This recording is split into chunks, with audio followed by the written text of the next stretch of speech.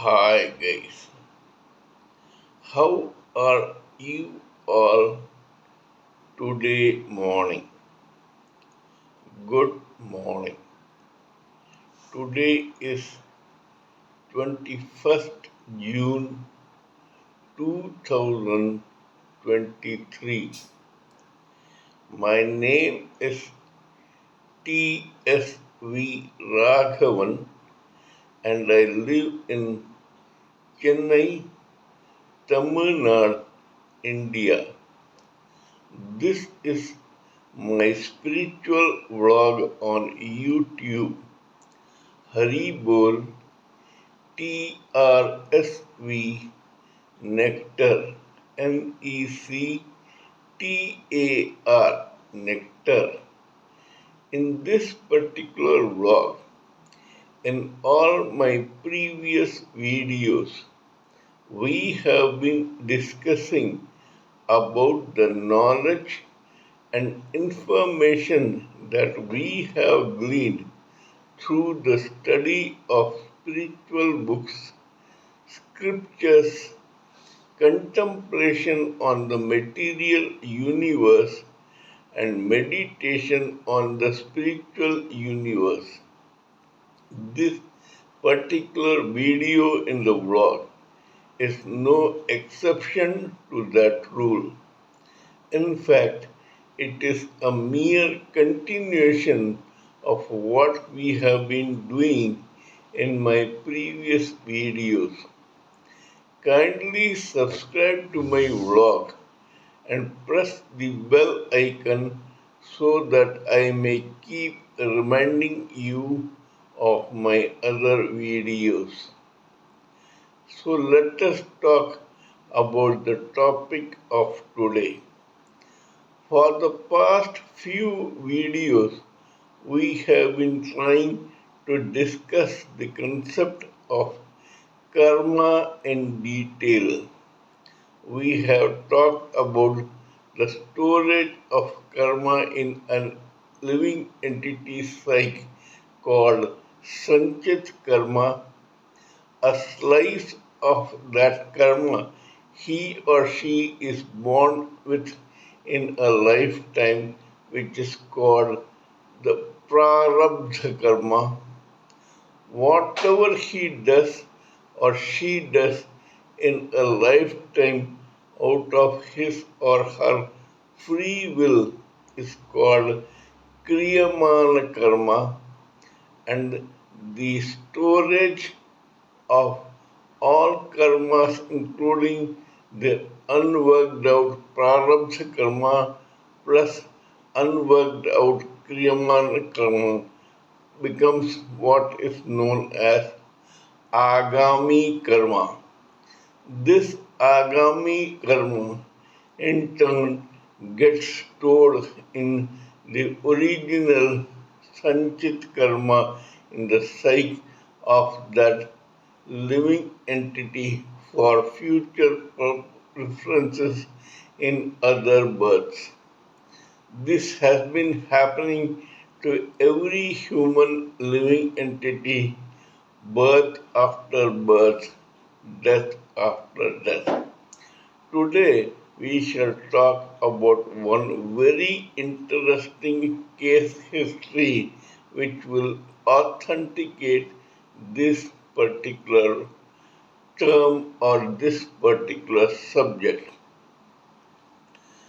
There is a seaside port town in the east and southeast of Tamil Nadu, India. This port town is called Tuticorin, also known as Toothukudi in Tamil. This particular place is at the seashore and is considered to be a dockyard too.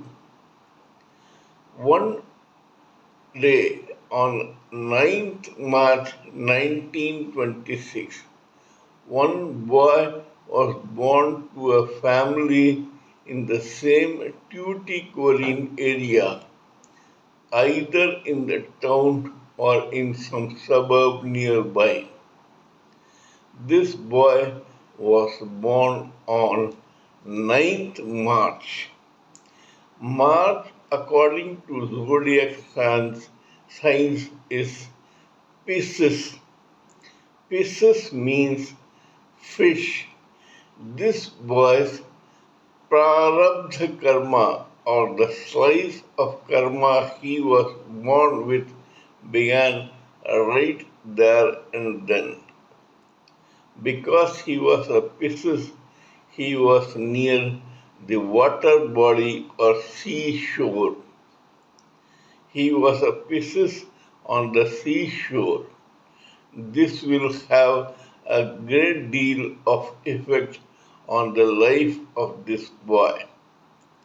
This boy was christened Varadarajan by his family.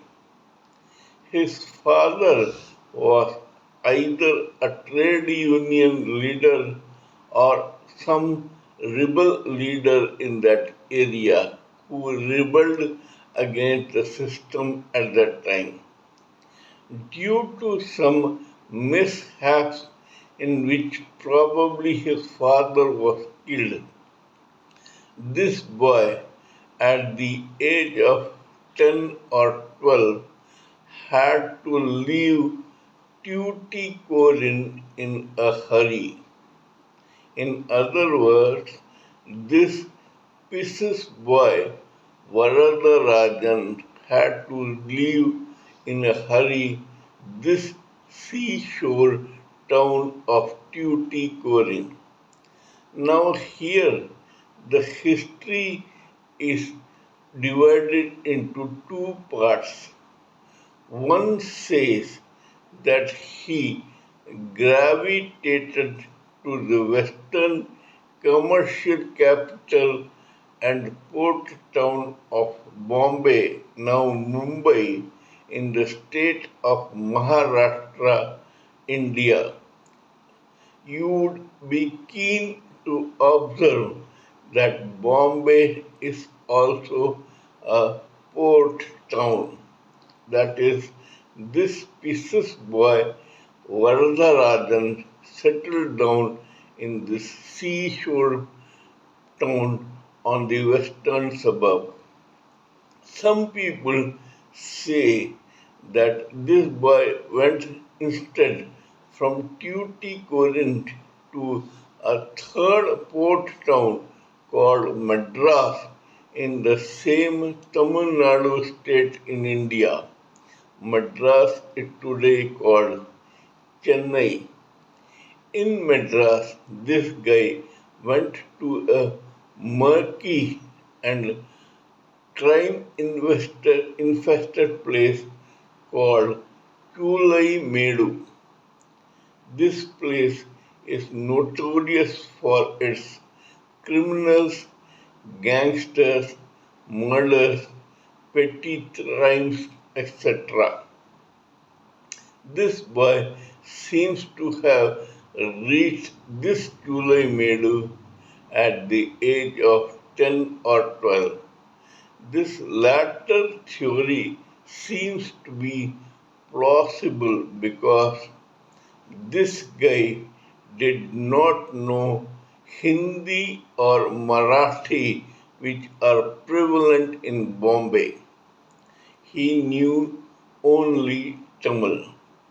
Anyway, the story goes that in Bombay at that time, in the year 1946 or 1947, there was a gangster in Asia's biggest slum called Dharavi in Bombay. This guy was known as Muttu.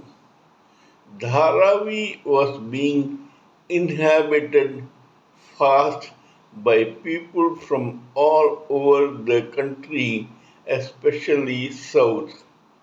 So when they came to settle down to have a piece of pie of Dharavi, Bombay, several tribes tensions, gang fights, crimes, etc. arose. This Muttu belonged to one such gang. To replenish his gang, this guy used to come every year to Madras to recruit new muscle for his gang. In the year 1946 or 47, when this Muttu came from Dharavi, Bombay to Chulaimedu in Madras, someone told him about a 16-year-old boy called Varadarajan who showed promise in the underworld line. Muttu saw Vardha, liked what he saw, and immediately took this boy in his fold. He took Varadarajan to Dharavi. This is the story. The other story that Varadarajan came directly to Bombay is indeed far-fetched. Now, Varadarajan came and joined Muthu's gang and on a side business became a porter in the Bombay railway station of Chhatrapati Shivaji terminus, which is how it is famous today, but which was famous as Bombay VT or Victoria terminus then. This Bharatarajan was a paradox of sorts. On one side, he was a tough, muscular, short, dark guy who worked as a porter in the railway station. But on the other, this guy was a regular visitor in a nearby Muslim shrine where he used to feed the poor every evening with his hard earned money, at least a part of it. However, Vardharajan settled down in Dharavi and began prospering. However, to the surprise of all, within 1 year of Varadarajan reaching Dharavi, his own mentor, friend, philosopher, and guide, Muttu, the original gangster who had recruited him in the first place, mysteriously vanished. Nobody knows what became of Muttu. Some said that he was killed in a gang fight. Some say that he was drowned while going on a boat in the sea from that area or so. But nobody knows what exactly happened to Muttu. Vararajan, on his part, remained tight lipped. Slowly but steadily, Varadarajan gained a strong hold in the politics of Dharavi.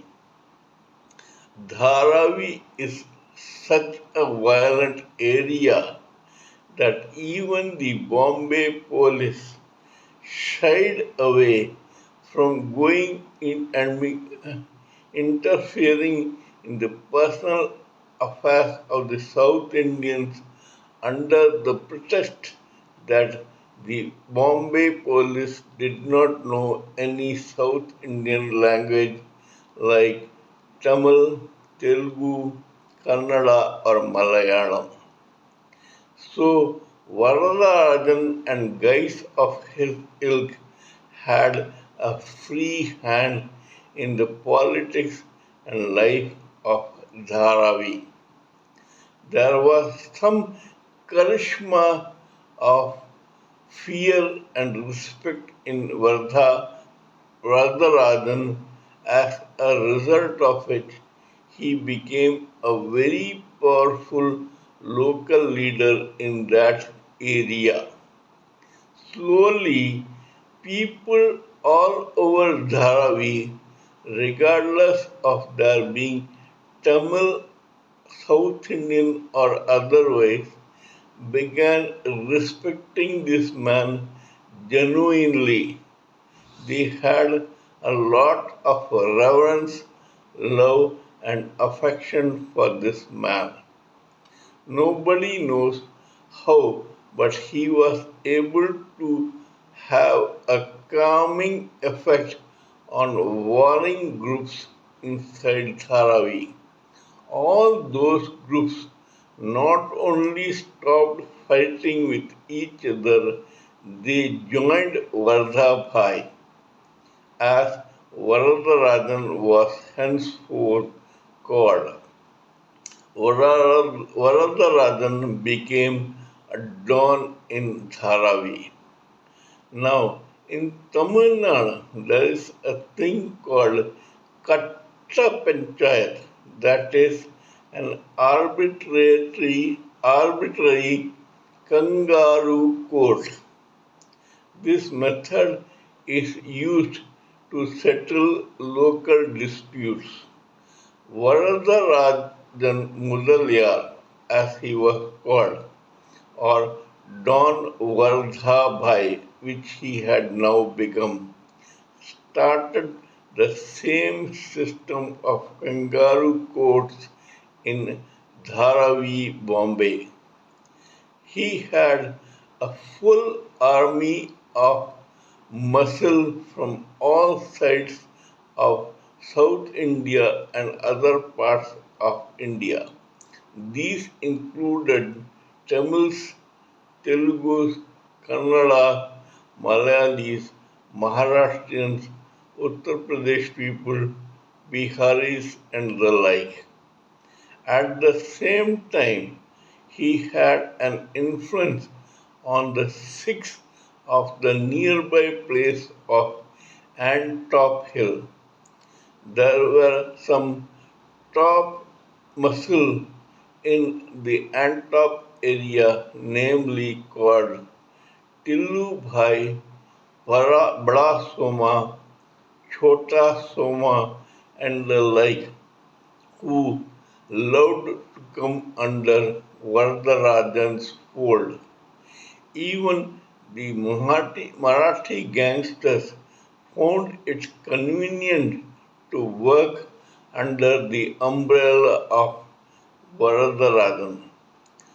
The paradox reached its zenith when even some Maharashtrian policemen in Bombay started respecting Varadarajan just because he was something of a good Samaritan in the Dharavi Marki area. The public in Dharavi looked up to him as a godfather, and so even the Marathi police in Bombay thought of either being indifferent to him or friendly to him. Slowly but steadily, Vardaraja Mudaliyar became a very powerful don who had a hold over some part of the dockyard in Bombay. He had enough South Indians who could do a lot of pilferage and theft on the seashore and inside the sea for Vardarajan. Thanks to it, so, ah,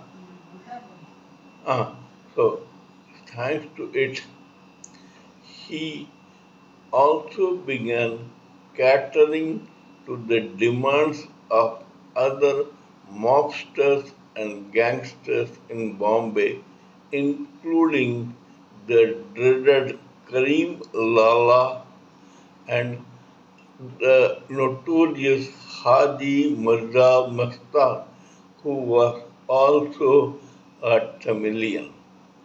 Now, let us take a detour. As I had mentioned before, Vardha Mudaliar was born near the sea. He was a Pisces according to astrological science and zodiacal science. Pisces means fish.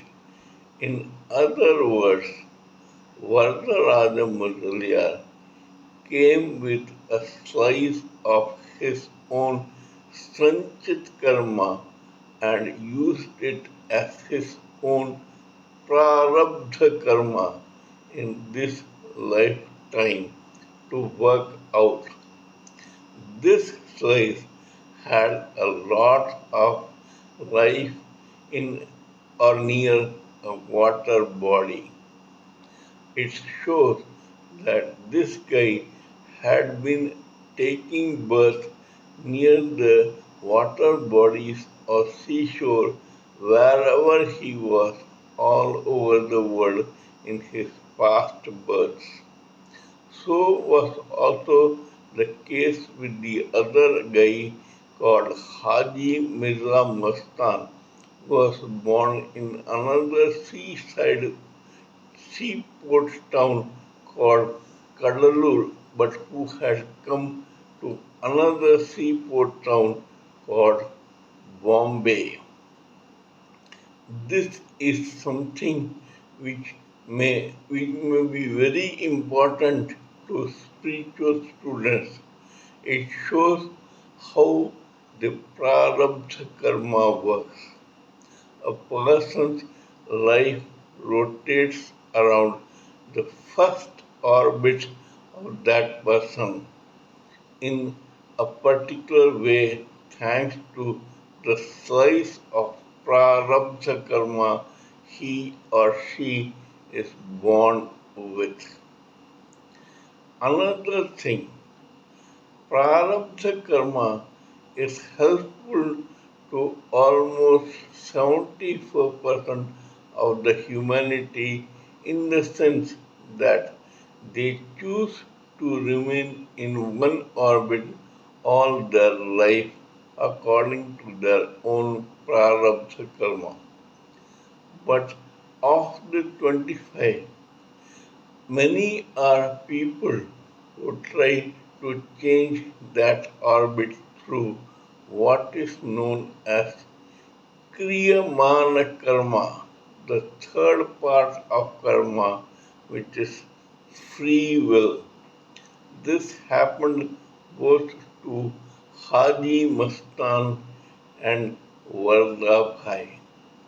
Both used their own Kriyamana karma to the hilt. How? We'll talk here. We'll take the life of Vardha Bhai or Vardha Mudaliar. Frankly speaking, this guy was born near a sea called, in a town called Tuticorin in the south of Tamil Nadu. He knew no Hindi or Marathi. Naturally, if you look at it carefully, this guy, despite all the problems in his early days, could have remained only in Tuticorin or the outskirts, or at best in some part of Tamil Nadu in some port town, namely Madras.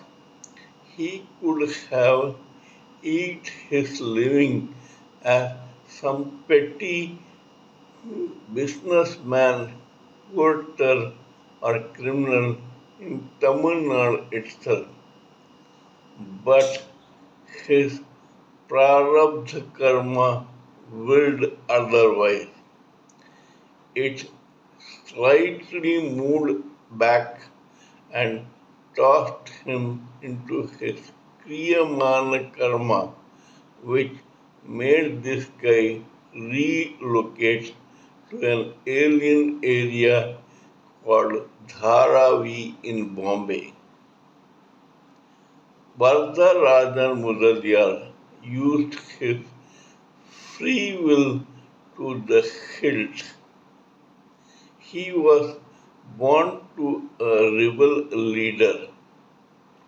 He used that quality to become a leader of the gullible and vulnerable public in Dharavi and became something of a don in the initial stages.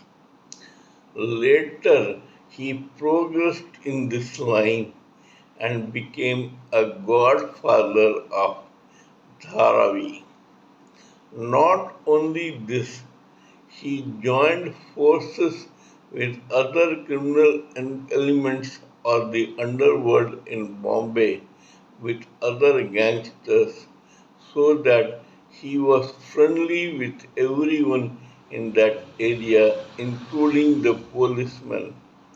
This increased his own clout, influence, power, and financial status. Slowly, Varadarajan became Mudaliar, Haji Mirza Mistan, and Karim Lala were called the triumvirate of Bombay underworld. They were three very powerful pillars who ruled their own separate fiefdom and came together only to help each other and not to interfere in each other's lives.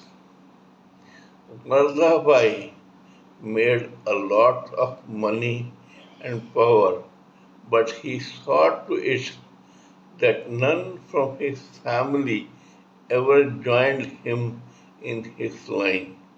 One of his sons rebelled against him openly and went back to Madras. The other started a legitimate business as a hotel owner. The third went abroad to study and settle down. Nobody joined Vardarajan. However, this man had other muscle from other gangsters of other gangs and communities. He thrived well till the age of 60 or 61 when trouble arose and one very ambitious, dynamic, intelligent, and powerful policeman turned against Vardarajan and forced him to either go to prison or to leave for his own home state of Tamil Nadu. Vardarajan Mudaliar went back to Chennai where he lived with that third son who had rebelled against him initially. Vardaraja Mudaliar died in that son's house at the age of 64, but he said that all my known life in the Kriyamana karma sense was in Bombay and Dharavi in Bombay. So my mortal remains must be cremated near Dharavi. Vardha Bhai was brought as a dead man in his coffin to Dharavi where he was cremated. This particular story gives us a very good idea of how karma works.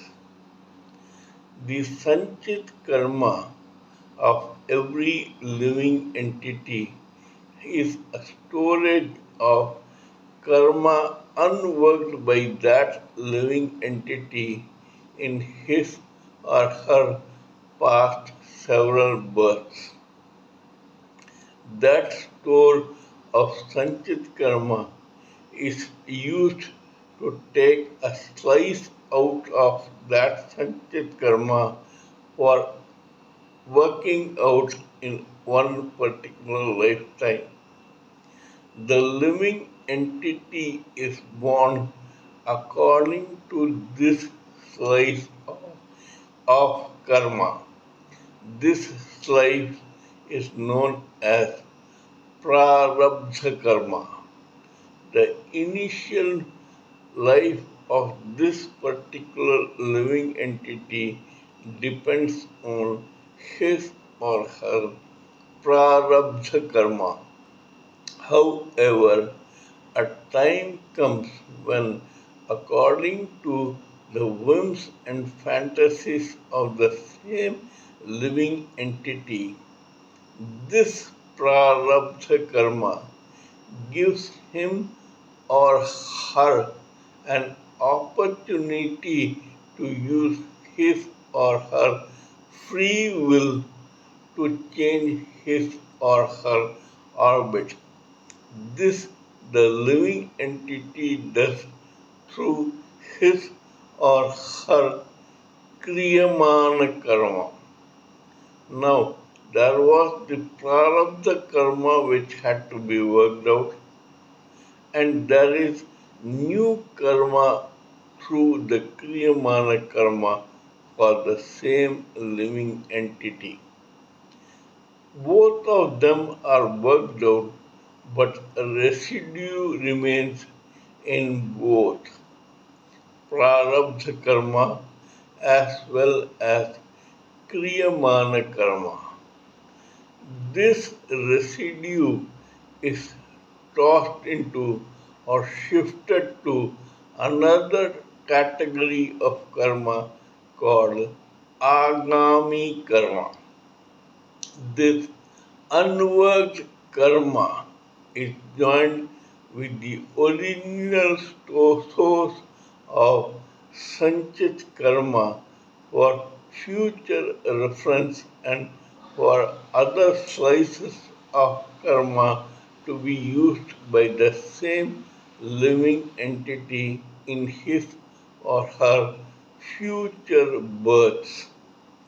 Here we should notice that thanks to his or her kriyamana karma, that is the third karma which is based on his or her free will, the coloring of Sanchit karma changes slowly but surely. The tan changes. Here, Vardha Mudaliar was from a humble family who, thanks to his free will, relocated to an alien city in India and increased his own status in the society, albeit the underworld society, in such a way that he became something of an underworld icon. This shows us how karma works. We should take a leaf out of the life story of both Hadi Mastan, which was in my previous video, and Vardha Mudaliar, only to know how free will acts and how karma acts. This will help us proceed in our journey towards self realization, liberation, and ultimate deliverance to the Supreme Personality of Godhead. Kindly let me know what you think of my talk on this particular case history. Please give me your own expert opinions, thoughts, ideas, and views so that I may blend everything together for the sake of this society.